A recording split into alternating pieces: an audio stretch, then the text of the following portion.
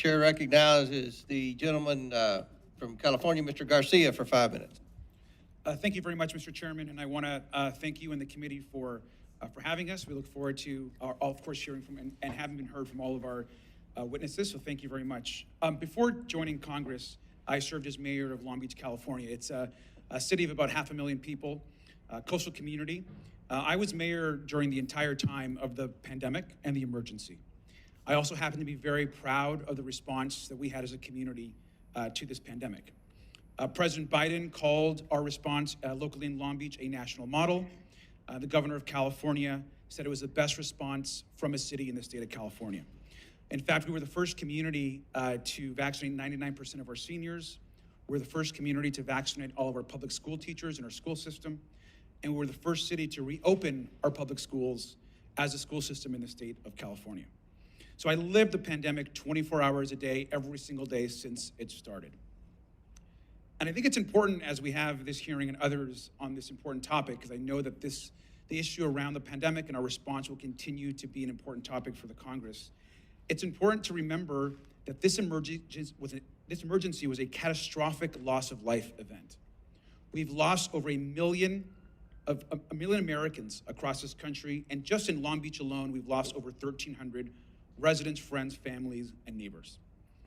Personally, I lost both my mom and my stepfather to the pandemic. My mom was a healthcare worker. And so the loss is real for a lot of us. We also saw our economy collapse. Jobs were lost, businesses were closed, folks became unhoused. And families and kids were greatly impacted, particularly around schooling and their ability to learn every single day. Now, there's been a lot of attacks by the Republicans on this committee and across the House on the Biden administration and our response, on the work that's happening in our agencies.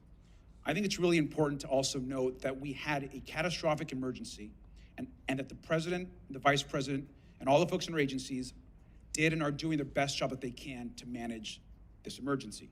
So I want to thank the president for his response. I want to thank his continuous work that's happening right now in our recovery. A lot of folks don't realize that the CARES Act and the American Rescue Plan saved lives. It saved small businesses, it saved cities, it saved nonprofits. The money that was sent to us by the federal government kept cities like Long Beach afloat and countless others across the country.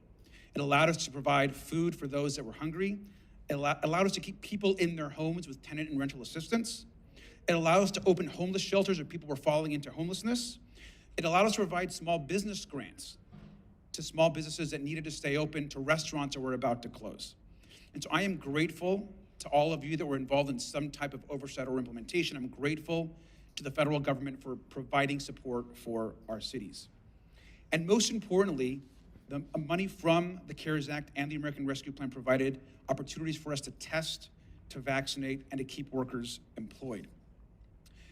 It's important to know that in any major crisis or emergency, there are going to be mistakes. We were all moving fast and quickly. We take them seriously and we learn from them.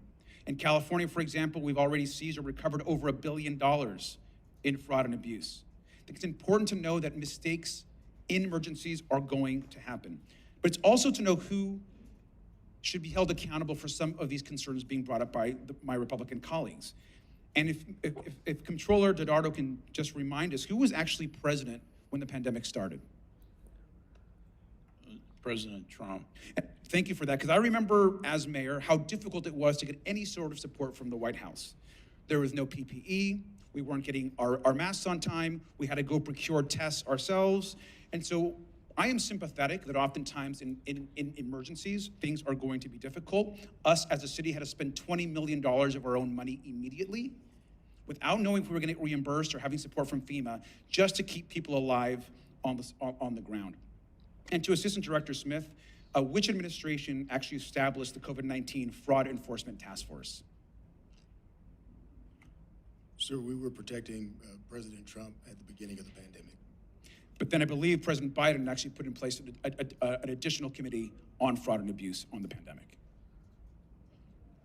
So I say that because there's obviously going to be mistakes made across administrations, but I'm grateful to the Biden-Harris administration today for actually trying to do as best they can to address some of the abuses that are happening. I also think it's important to put the entire context of what we're talking about in this idea that we've just experienced the single largest loss of life event in the modern era of our country. So I want to thank the three of you for your service, and I want to thank the committee for bringing this up in this hearing. I yield back the rest of my time.